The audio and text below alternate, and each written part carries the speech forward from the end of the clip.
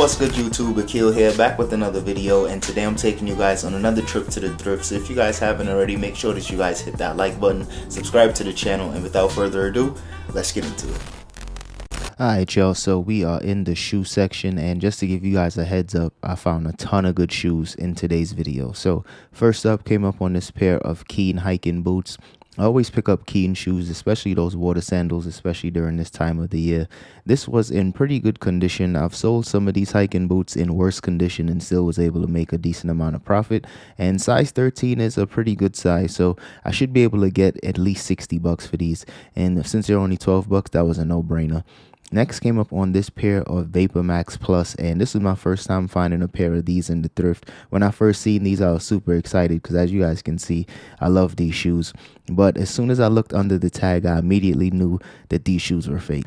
Just looking at the font and the overall just text of how that size tag was looking, it looks completely off. Just looks like a fake pair of Nikes. And of course, the bottom, the bubbles were super hard and firm, and it just wasn't, you know, that soft squishy Nike Air Max feel. So ended up just passing on those for 40 bucks. So different thrift store, but still in the shoe section, and I came up on this pair of Doc Martens for only $8.79. This was a really good price, and as you guys can see, these were in decent condition. They were kind of rough, but these Doc Martens should still bring in a decent amount of profit, especially since they were made in England. And just from prior experience, made in England Doc Martens always bring in a little more profit. So I'm going to price these on the higher end and just wait for the right buyer to come along.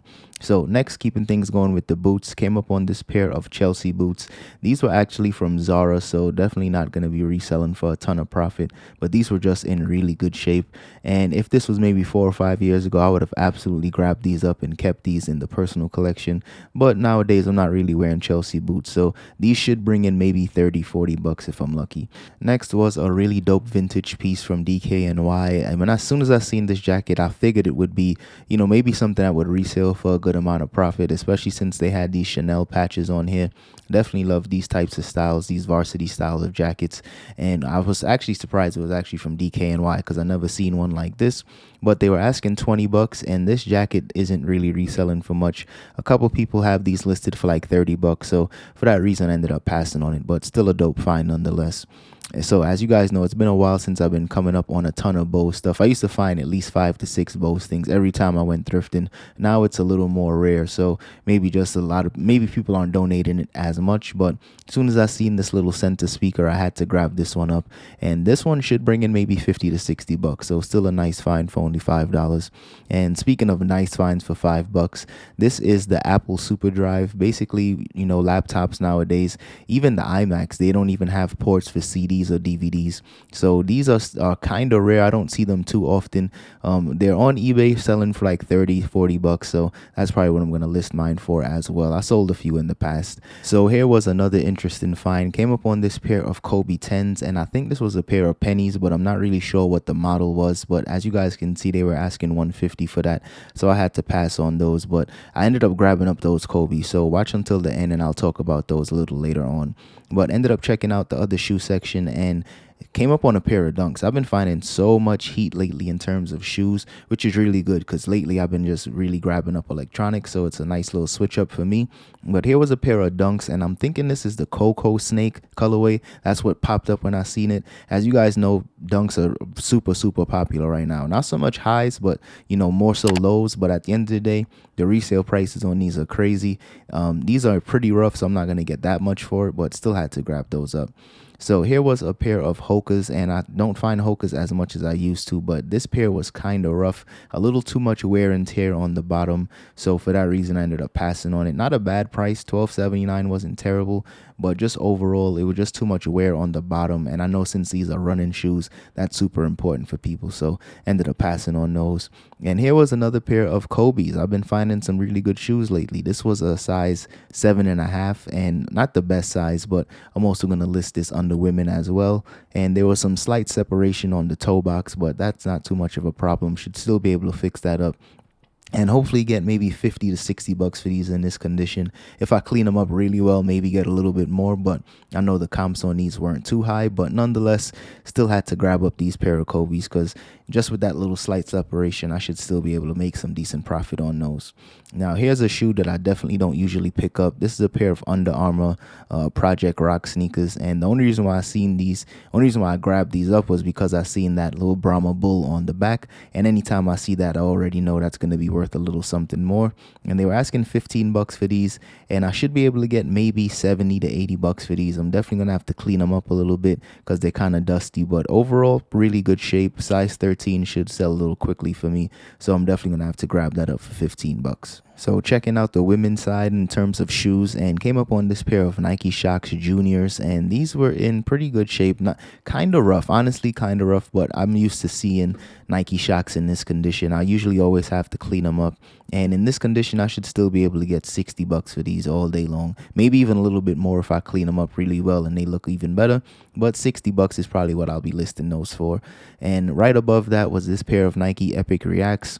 At first I thought my wife would love these. She actually likes the shoe, but these run really small, so definitely not gonna work for her. But once again, should be able to probably price those maybe 50 bucks plus shipping, in good condition, so I had to grab those up. Here was a pair of Air Max. I think these are the Air Max 2013 or 2014s. The thing with these, and I'm so glad I checked the back of these, the bubbles on these tend to burst. That's why they always end up in thrift stores, and as you guys can see, both bubbles on the back were just completely flat, so had to put those back. And here was a pair of hiking boots. I usually don't pick up high tech, but these were in really good shape, barely even worn. So, and these are only like $6, so I definitely grabbed those up. I don't think I showed that I grabbed it up on camera, but absolutely had to grab these one up because they might sell, maybe 60 bucks, but it might take a while. So like I said, had to grab those up. Next was this pair of Jordan 1 mids, and I'm surprised these were actually sitting on the shelf because, as you guys know, Jordan 1s are super popular. So I'm surprised Goodwill even put these out, especially for only 15 bucks. But these aren't reselling for that much money, so I'm going to clean those up and probably sell them for maybe 60, 70 bucks.